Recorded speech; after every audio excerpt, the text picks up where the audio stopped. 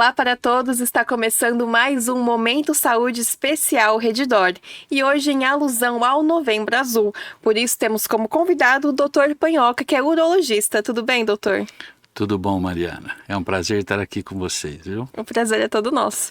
Bom, para a gente começar a falar sobre esse assunto, né, que ele ecoa por todo o mês de novembro, o que é a campanha Novembro Azul? Da onde ela surgiu? Então, a campanha do Novembro Azul é uma campanha de conscientização e prevenção do câncer de próstata. É uma história interessante porque começou em 2003 numa brincadeira de dois rapazes na Austrália que fizeram um desafio entre os amigos de deixar o bigode crescer. E obviamente que todos perguntavam qual que é a razão do bigode, todo mundo de bigode, e eles fizeram esse desafio exatamente para conscientizar sobre a prevenção do câncer de próstata. E daí nasceu esse movimento mundial chamado Movember, que é uma alusão às duas siglas aí, mustache, que é o bigode, que é o símbolo do Novembro Azul nosso, com o November, que foi o mês que foi escolhido. Então você veja, uma brincadeira de dois amigos trouxeram aí uma coisa mundial hoje, de tamanha importância que é o Novembro Azul nosso aqui no Brasil, ou Movember Mundial de Prevenção do Câncer de Próstata. Uma brincadeira que foi bem levada a sério, né? Sem Ainda dúvida. bem. Bom, a gente comenta muito sobre as campanhas, né? Mês passado a gente falou sobre o Outubro Rosa, agora é Novembro Azul. Essas campanhas, no geral, têm esse intuito de conscientizar, hoje a gente vai falar da saúde masculina, para trazer essas pessoas para se cuidarem, né? Cuidar da saúde. Esse movimento funciona nesse sentido também? As pessoas conseguem, de fato, se conscientizar nesse sentido, buscar ajuda, se prevenir? Sim, inclusive isso é uma coisa que todos os colegas urologistas nós temos em novembro, um aumento muito grande, inclusive do fluxo de pacientes nesse mês. Quer dizer, durante todos esses anos, o Novembro Azul começou com uma campanha em 2008 no Brasil, chamava Um Toque, Um Drible, que teve alguns jogadores de futebol, uma alusão aí ao futebol, e realmente começou a mostrar para a população masculina a importância de você fazer os exames anuais. E realmente a gente vê que hoje, quer dizer, a quebra da questão do preconceito relacionado principalmente ao toque retal, a avaliação médica é extremamente simples, quer dizer, é um exame de sangue convencional com um exame de toque que é extremamente rápido e simples, e a gente consegue um diagnóstico em situação muito precoce, que é o ideal nessa situação. E esses exames são recomendados a fazer uma vez por ano? Qual que é a recomendação?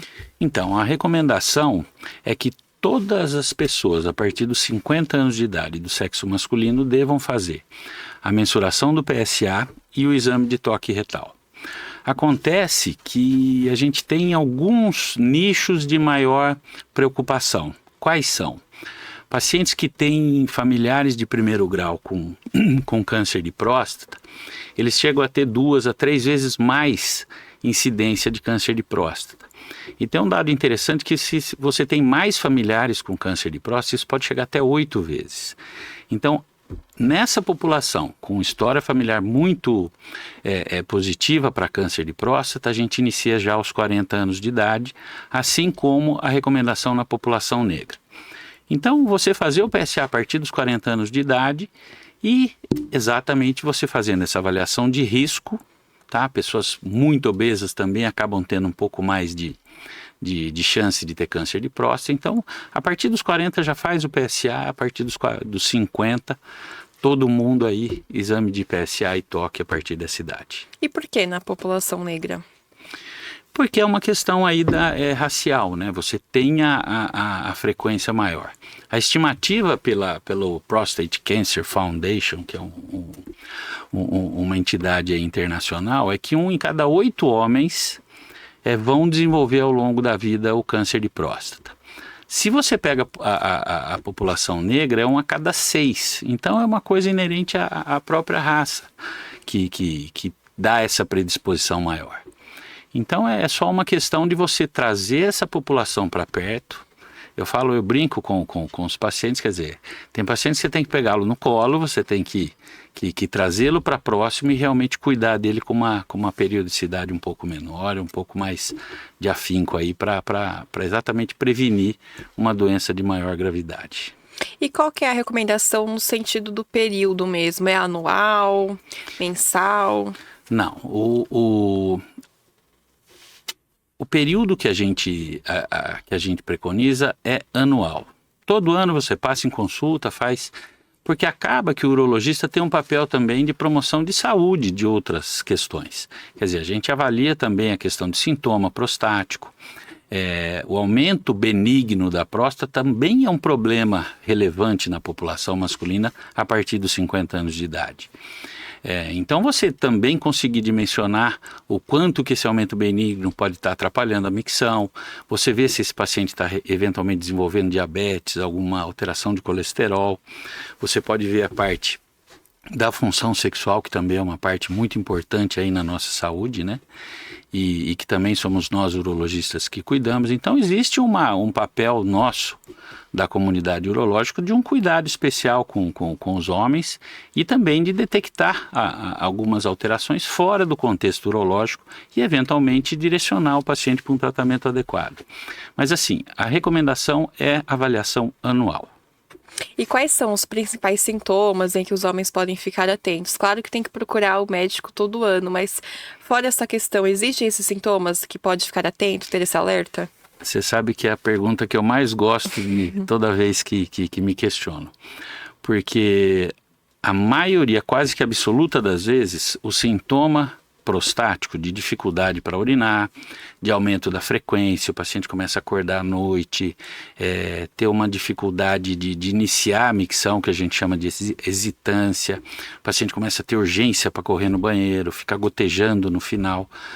Todos esses sintomas são decorrentes do aumento volumétrico da próstata. Então ele é muito mais frequente na hiperplasia benigna. A maioria dos tumores, quando diagnosticados de forma precoce, eles ainda são pequenos e não dão sintomas. Então você esperar ter sintoma para procurar auxílio médico é o pior dos mundos, porque você vai ter invariavelmente, se for um sintoma decorrente do aumento pelo câncer de próstata, já é um tumor normalmente mais significativo, onde a gente tem menos chance de ter cura, vamos dizer assim, com os tratamentos que a gente tem disponibilizados. Então não tem jeito, realmente tem que ir lá e fazer os exames, né? Exatamente isso, Mariana. Uma outra questão também que eu acho super importante, doutor, a gente conversar aqui, é a questão dessa conscientização, porque não é uma regra, mas a gente sabe que a grande maioria dos homens não gostam de ir ao médico, não se sentem à vontade em realizar os exames. Qual que é o recado, a mensagem que o senhor deixa para quem está assistindo aqui? O homem que é maior de 50 anos de idade, 40 também, né? Dependendo da predisposição genética, para ir lá e fazer esses exames. Qual que é essa importância realmente, né? Para se salvar uma vida hoje? Então, hoje é sabido que as mulheres são muito melhores do que a gente nesse quesito, né? A procura, o cuidado com a saúde realmente é bem maior na população feminina do que na população masculina. Então o recado que a gente dá é exatamente o recado que a gente fazendo os exames periódicos, se a gente tem o dissabor de ter o diagnóstico de um tumor de próstata, a nossa chance de resolução da patologia com tratamento cirúrgico ou com tratamento por radioterapia, a gente tem uma gama de possibilidades de tratamento muito eficientes no tratamento do câncer de próstata. Então, quando a gente tem o diagnóstico precoce, a gente atinge níveis aí, por exemplo, sobrevida a câncer específica, que é um critério que a gente usa técnico, que significa o quê? O tumor de próstata não levou a pessoa à morte em 5 anos. A sobrevida a câncer específico em 5 anos de um paciente diagnosticado precocemente é mais de 99%. Ou seja, se o paciente tem diagnóstico precoce, mesmo que o tratamento local não consiga ainda resolver, porque já tinha alguma coisa que saiu para fora, uma coisa, em 5 anos ele ainda está vivo e não morreu de câncer de próstata. Da mesma forma, se a gente estende esse tempo para 15 anos, que é onde entra o critério de cura para câncer de próstata, a gente atinge níveis de 80%, 90% de cura quando diagnosticado em fases bem precoces. Então essa é a mensagem, quer dizer, se você tem essa possibilidade de salvar 90% da população que desenvolve o tumor desde que seja diagnosticado precoce, eu acho que é muito inteligente você fazer a prevenção, né? Com certeza, né? Infelizmente ainda existe esse preconceito, mas acredito que hoje em dia o caminho é quebrá-los, né? Para que realmente os homens possam se cuidar. Em relação aos cuidados preventivos também, né? O câncer hoje, no geral, ele é uma doença que ainda não se tem uma definição certa, né, do porquê que alguém tem um determinado tipo de câncer e da próstata não é diferente. Mas existem alguns cuidados em que os homens podem ter já desde criança que pode contribuir em relação à qualidade de vida, em relação aos cuidados de saúde? Eu falo, a literatura tem muita coisa interessante nesse cenário. A gente fala muito de prevenção de câncer de próstata, eu até comentei isso rapidamente contigo antes. Na verdade, a prevenção a gente tem para câncer de pele, passando protetor solar, para câncer de colo uterino nas mulheres vacinando contra o HPV, retirando pólipo numa colonoscopia. Quando a gente fala de prevenção de câncer de próstata, é prevenção da complicação da doença. Mas, no geral, a gente sabe que a atividade física beneficia todos os pacientes, tanto na diminuição de tumores em geral, quanto no desfecho depois oncológico de quem apresenta a patologia. No caso de câncer de próstata, teve alguns estudos com uso de licopeno, com uso de algumas medicações que eventualmente poderiam ajudar, mas os resultados não são tão positivos assim. Agora, obesidade é uma coisa que realmente está associada a tumores de um pouquinho pior prognóstico, então você ter uma saúde também não sendo obeso, praticando atividade física, diminuindo a ingesta de gordura animal, que também é um fator que pode predispor, aumentar a ingesta de licopeno, quer dizer, são todas atitudes aí, e de uma forma geral, tudo que faz bem para o coração faz bem para a saúde urológica, como eu digo. Então você praticar atividade física, ter uma vida mais regrada, também tem um reflexo sobre a saúde masculina, especificamente da próstata. Bom, mas o principal realmente é realizar os exames, né? Por isso que a gente entra aqui no assunto da Redditor agora.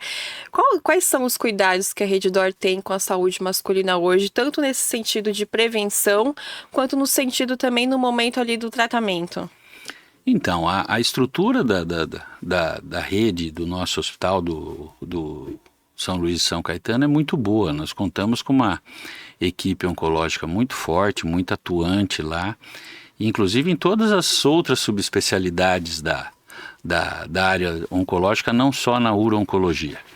E dentro do hospital a gente tem total, desde dos exames laboratoriais até os exames de diagnóstico, como a ressonância que auxilia no diagnóstico do câncer de próstata, todo o armamentário de imagem, o armamentário invasivo de biópsia feita por um pessoal muito bem preparado. Eu confesso que nós não temos problema nenhum no hospital, é realmente um hospital que tem uma estrutura muito boa para a gente conseguir tratar os nossos pacientes dessa patologia. Bom, na questão desse tratamento mesmo, como que funciona? Para o homem ali que infelizmente foi diagnosticado, ele vai começar a realizar um tratamento, como que é?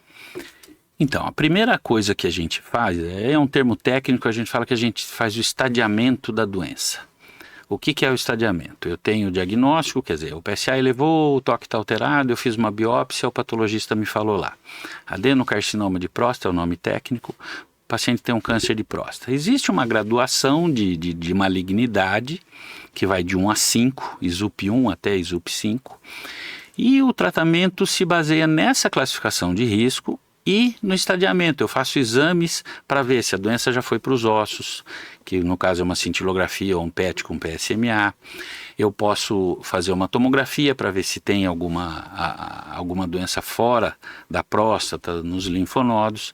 E a partir do momento que eu vi que eu não tenho nenhuma doença para fora da próstata, está indicado o tratamento local, ou seja, a retirada da próstata mediante cirurgia, tá? Ou o tratamento radioterápico da próstata. A gente dispõe disso em toda essa estrutura dentro da rede. A cirurgia é eu como bom urologista, uroncologista, eu tenho a predileção pela cirurgia e ela é um pouquinho superior, talvez, nesses casos, principalmente em pacientes mais jovens, é onde a gente deve realmente pensar no procedimento cirúrgico. A gente tem hoje tecnologias aí, a cirurgia robótica, eu comecei o treinamento em 2009, quer dizer, a gente já está com mais de 13, 14 anos de cirurgia robótica no Brasil. Então a gente já tem uma expertise muito grande, a turma lá do hospital, eu sou uma das equipes, tem outras equipes também com total condição de tratamento dessa patologia por via robótica. Então, e mesmo assim, uma cirurgia aberta bem feita, uma cirurgia laparoscópica, o que tem que ser feito é o tratamento adequado. E normalmente é a retirada da próstata, das vesículas seminais que estão junto da próstata e dos linfonodos, que é o primeiro ponto onde a doença, quando ela sai da próstata, é na cadeia linfonodal. Então a cirurgia tradicional é a retirada da próstata, da vesícula seminal e dos linfonodos pélvicos que margeiam a próstata. E quais são as condições do paciente em relação a ser escolhido o tratamento? Se ele vai fazer uma cirurgia ou não? Então, a cirurgia, ela preferencialmente, ela não pode ter o paciente com muita comorbidade. Eu digo, se um paciente que vai tratar uma próstata, ele tem um alto risco cirúrgico, eu disponho, por exemplo, do tratamento radioterápico, que é tão bom quanto, com uma diferença mínima depois de 10 anos de segmento, que não passa de 2, 3%, quer dizer, muito pequeno. E se ele tem um alto risco cirúrgico, eu não vou, obviamente, pensar em cirurgia. Da mesma forma, naquela graduação, como o câncer de próstata cresce muito lento, se eu tenho um tumor muito bonzinho, por exemplo, um ISUP1, com PSA baixo, às vezes eu posso nem indicar tratamento para esse paciente, só observá-lo durante um período. E essa observação eu tiro pelo menos metade dos pacientes de um tratamento cirúrgico em 5 anos. Quer dizer, a doença é indolente, ela cresce tão lento que eu não preciso fazer nada. Então essa avaliação realmente é muito criteriosa da gente, porque eu posso não fazer nada, operar, fazer rádio, eventualmente pensar num tratamento mais agressivo, mas uma coisa que a gente sempre tem em mente é que só vale a pena você tratar um paciente que tem uma sobrevida boa. Por essa razão, depois dos 80, 85 anos, quer dizer, nem PSA mais a gente pede. Porque normalmente esse paciente não tem uma sobrevida tão grande a ponto, se ele não teve o câncer de próstata até aquele momento, se o câncer aparecer, que é quase uma regra, ele não vai dar tempo de causar problema para o paciente. Então qual que é o benefício que eu vou trazer para esse paciente muito idoso? Então eu falo que tem uma janela aí de avaliação entre os 50 e próximo dos 80. Eu falo que é tudo muito, é difícil o paciente com 81 chega no meu consultório, ele vai ser bem avaliado, tudo, mas a gente já desestimula ele de se preocupar tanto com a próstata nessa faixa etária, tá? Exatamente por causa dessa característica. O tumor cresce muito lento, então às vezes não dá nem tempo do tumor causar problema, o que é o inverso na população jovem. Então um camarada de 50 anos de idade, ele vai ter uma sobrevida média de 30, 35 anos pela média da população brasileira. Então esse paciente sim vai padecer, mesmo tendo eventualmente um tumor um pouquinho mais bonzinho, né? Não tão maligno. Então eu falo que a avaliação prostática é bem complexa, mas ela realmente, quando a gente direciona o paciente para o tratamento, é porque ele realmente precisa. Então realmente a gente reforça que é a importância de fez 50 anos começar esses cuidados, né? Exatamente. Doutor, um outro ponto também em relação à Rede Dora é que existe uma equipe multidisciplinar nesse tratamento. Quais são essas outras áreas também que pode contribuir? Então, quando a gente faz o tratamento da próstata, eu falo sempre que o paciente pode pagar um ônus pequeno para isso. Quais são esses ônus? Esse ônus é para continência urinária. Então quando você opera a próstata e tira a próstata toda, você corre um risco, por exemplo, de incontinência urinária. Se você faz a radioterapia, você corre o risco de ter sintomas miccionais também. E da mesma forma para a esfera sexual, você aumenta os casos de impotência. Então, quando você fala de equipe multidisciplinar, veja para onde nós vamos. Nós temos o cirurgião, como o urologista, depois a gente tem o radioterapeuta, que é um parceiro fundamental nesse cenário. O oncologista nos ajuda muito, e a estrutura que a gente tem no hospital também é muito forte nesse sentido. Por quê? Porque além de nos ajudar no tratamento local, ele nos ajuda quando o paciente volta a ter o problema. A gente tem hormonioterapia, que é o pilar do tratamento da doença avançada, que hoje a gente teve um incremento nos últimos anos aí de pelo menos 6, 7 medicações diferentes nesse cenário já de doença avançada, coisa que a gente não tinha um tempo atrás. Então o oncologista é o nosso parceiro para o contínuo da doença, como eu falo. E depois a gente tem o pessoal de fisioterapia pélvica, que pode ajudar na parte de incontinência. A gente tem pacientes que eventualmente podem precisar de psicoterapia para ajudar nessa parte de recuperação dessas desabilidades. Então eu falo, essa pergunta sua é ótima porque o contexto multidisciplinar é o que traz para a gente esse melhor resultado. No final da linha, o resultado é bem melhor quando a gente junta todas as forças de uma equipe multidisciplinar. Muito interessante. Bom, doutora, a gente chega aqui ao final do nosso Momento Saúde. Eu queria deixar aqui esse último minuto, né, esse espaço final, para o senhor deixar um recado aí para os homens, né, para que eles possam, de fato, cuidar da saúde e evitar, né, que coisas tristes aconteçam e que todos vivam aí com muita qualidade de vida. Bom, então vamos lá. O recado para todo mundo aí, todo homem acima dos 50 anos, vamos criar uma vergonha na cara, vamos ser mais light um pouquinho na vida, porque viver é muito bom, a gente tem que viver com qualidade, nós temos que ter uma saúde para viver com qualidade. E para ter saúde a gente tem que recorrer aos médicos, a gente tem que ir fazer os exames laboratoriais, ter hábitos de vida saudável, praticar atividade física, e com isso, obviamente, a gente aumenta a qualidade de vida, a longevidade e tantas outras coisas aí. Então, o meu recado é para todo mundo aí prestar atenção na sua saúde e passar em consulta pelo menos uma vez por ano aí na urologia para a gente cuidar dessa parte da próstata. Muito obrigado. Doutor, muito obrigada pela participação, agradeço muito aqui em nome de Todo Diário. E eu que agradeço o convite aí, foi muito honroso para mim.